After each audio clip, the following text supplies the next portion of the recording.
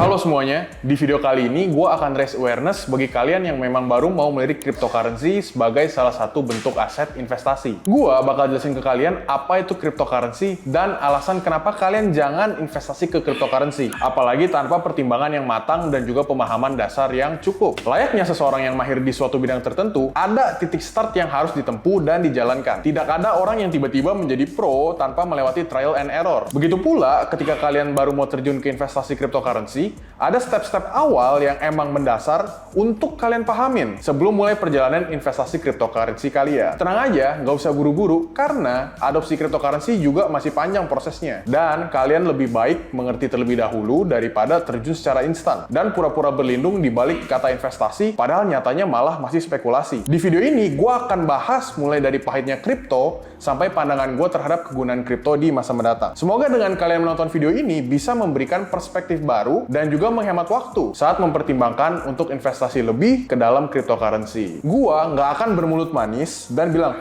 oh, kripto itu bagus, buy aja langsung. Tapi gua akan mengusahakan untuk menjadi seobjektif mungkin. Sebelum kita bahas kerana cryptocurrency, coba kita zoom out dulu deh, mulai dari perkembangan manusia. Manusia itu selalu berkembang setiap zaman, mulai dari teknologi batu bara hingga sampai kita pakai nuklir. Revolusi industri menjadi salah satu patokan perkembangan ekonomi, di mana ada 3 faktor utama dalam terjadinya revolusi industri besar-besaran. Faktor utamanya yaitu fuel alias bahan bakar, lalu ada engine atau mesin, dan juga cara berkomunikasi satu sama lain. Sebagai contoh, gue akan bahas singkat mengenai revolusi industri. Manusia udah melewati 4 kali revolusi industri. Tapi ada satu faktor yang menurut gue masih janggal, karena nggak berubah sama sekali dari 400 tahun lalu. Oke, revolusi industri pertama di tahun 1700. Fuelnya atau bahan bakar berupa batu bara. Engine atau mesin berupa steam engine yang berhubungan sama kereta atau railroads. Mode komunikasi masih pakai surat menyurat. Tulis tangan dikirim pakai pos. Revolusi industri yang kedua, yaitu di tahun 1800-an. Fuel atau bahan bakar udah mulai upgrade, yang tadinya batu bara berkembang jadi minyak dan juga gas. Mesinnya juga udah berubah, yang awalnya pakai steam engine, batu bara, mulai ganti jadi combustion engine, yang sampai sekarang masih dipakai hampir di seluruh mesin mobil. Cara komunikasi jarak jauh juga udah mulai berubah dengan teknologi telegraf. Revolusi industri ketiga mulai di tahun 1900-an. Bahan bakar yang tadinya minyak, gas, dan batu bara masih terus bertambah. Di tahun 1900-an juga ditemukan bahan bakar baru berupa nuklir. Tenaga nuklir paling banyak dipakai di sektor kesehatan, pembangkit listrik, sampai juga eksplorasi luar angkasa. Mesin itu juga udah mulai bertambah dengan adanya electrical device seperti komputer, handphone, dan juga perangkat elektronik lainnya. Cara komunikasi juga semakin keren, pakai layanan ponsel. Revolusi industri keempat mulai di tahun 2000-an. Revolusi yang paling terakhir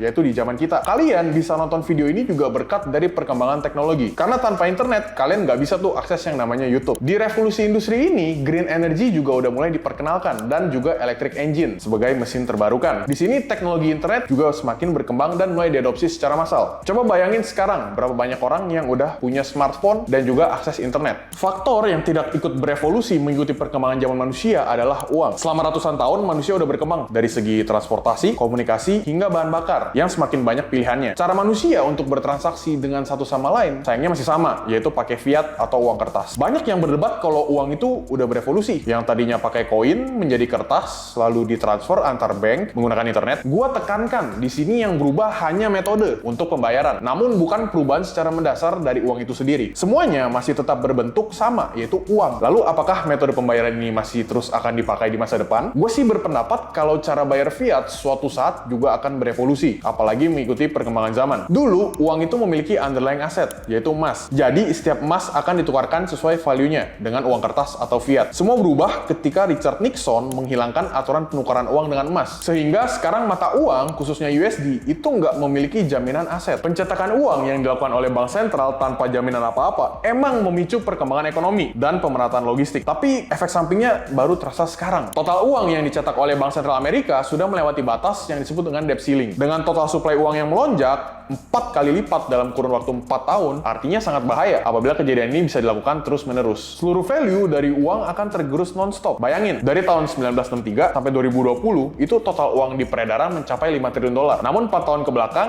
The Fed mencetak lebih dari 15 triliun dolar. Gila banget, bahaya buat ekonomi ke depannya. Bayangin nih, value duit kalian itu turun signifikan dalam hanya waktu 4 tahun. Karena mudahnya untuk mencetak uang tanpa adanya underlying asset, fiat bisa disebut sebagai easy money, uang gampang. Bank sentral Central bisa injeksi uang hasil cetakan kepada beberapa industri dan juga perusahaan serta sistem keuangan tanpa harus melakukan usaha. Hard money itu menuju kepada aset-aset yang emang susah untuk didapetin dan nggak ada cara mudah untuk dapetinnya. Contoh aset hard money adalah emas, perak, serta Bitcoin. Kenapa Bitcoin? Karena proses untuk mendapatkan satu Bitcoin memerlukan proses yang rumit dan nggak cuma di print beres. Itu dia gambaran perkembangan manusia, dan sekarang gua akan jelasin kenapa cryptocurrency dan juga khususnya Bitcoin bisa menjadi substitusi untuk sistem keuangan serta aset investasi. Ketika internet mulai booming di awal tahun 2000, banyak orang berbondong-bondong untuk investasi ke seluruh produk investasi yang terkena exposure dari internet. Mereka nggak research lagi lebih dalam tentang apa yang mereka lakukan. Hasilnya gimana? Ya mereka pasti rugi, karena di tahun 2000-an ada satu krisis ekonomi yang disebut sebagai dot-com bubble. Penggunaan internet di tahun 2000 mungkin belum sebesar sekarang. Mulai dari tahun 2000-an sampai 2017-2020, terjadilah peningkatan aktivitas internet. Mulai dari social media, advertising, bahkan sampai sekarang meeting pun online pakai internet. Kecil kemungkinan buat investor di tahun 2000 untuk memprediksi apa yang akan terjadi 20 tahun lagi. Namun bagi yang udah invest di tempat yang bener, returnnya udah pasti signifikan banget. Bayangin nih, kalian invest di Apple dan juga Amazon, apalagi di awal-awal tahun 2000. Cryptocurrency yang baru muncul di tahun 2008 sangat mungkin memiliki pattern yang sama dengan perkembangan internet, di mana adopsi massalnya masih bertahun-tahun kemudian. Sistem easy money yang cenderung dapat membuat ekonomi lebih volatile akan berpotensi diganti oleh cryptocurrency, khususnya Bitcoin, yang dalam proses menciptakannya perlu usaha. Apakah sekarang waktu yang cocok untuk investasi cryptocurrency? Menurut gua sangat cocok, apalagi kalau memang kalian udah paham betul. Karena pada dasarnya di setiap revolusi industri pasti ada pihak yang meraup keuntungan karena beradaptasi lebih dulu daripada yang lain. Adaptasi atau mati, istilah yang sangat cocok terhadap seluruh aspek investasi maupun bisnis. Setiap bisnis yang nggak beradaptasi dengan keadaan dan perkembangan ekonomi pastinya akan mati. Contoh nyata, gue sebagai konsumen, gue bisa merasakan semakin sepinya Tanah Abang karena terbunuh oleh aktivitas e-commerce yang semakin menguat. Dari segi revolusi industri, banyak juga pihak yang menjadi pionir terdepan, menjadi kaya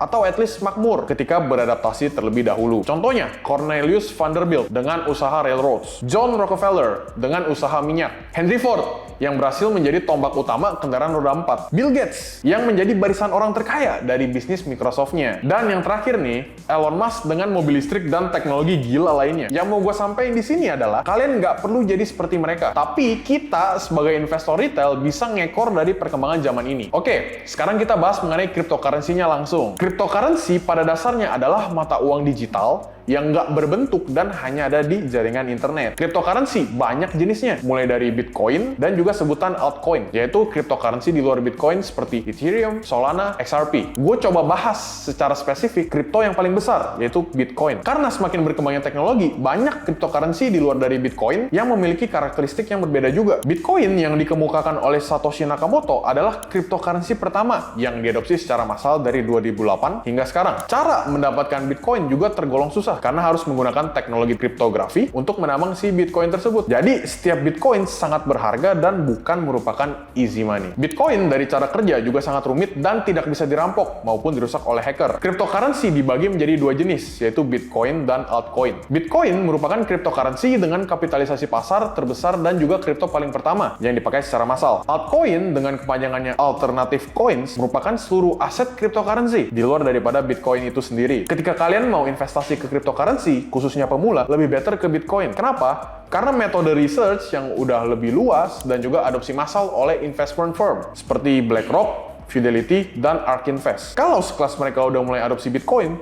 gue berpendapat kalau buat retail ya jauh lebih aman. Dari segi gain pasti akan jauh lebih rendah dari altcoin karena harga Bitcoin yang sudah cenderung lebih premium. Sehingga upside yang dihasilkan akan lebih rendah. Altcoins cocok buat investor atau trader kripto yang memang sudah fasih dengan cryptocurrency dan mengerti apa risikonya. Altcoins memiliki potensi keuntungan yang lebih tinggi dari Bitcoin karena dari segi kapitalisasi pasar beberapa alts-nya masih kecil. Namun perlu diperhatikan juga nih teman-teman, altcoins merupakan perkembangan project dari Bitcoin, sehingga enggak sepenuhnya anonim. Ketika kalian mau investasi ke cryptocurrency, ada beberapa hal yang wajib kalian perhatikan dan tanya ke diri kalian sendiri untuk menentukan apakah kalian emang udah siap buat investasi atau justru hanya asal buy, ngikutin trend. Yang pertama adalah conviction. Apakah kalian sudah memiliki keyakinan atau conviction saat mulai start investasi cryptocurrency? Conviction di sini berhubungan erat dengan kondisi mental kalian. Bayangin gini, kalau kalian nggak punya keyakinan saat investasi, paling turun 10%, 15%, langsung goyah tuh mentalnya. Siap pencet sell. Beda sama orang yang punya conviction. Ketika turun 10%,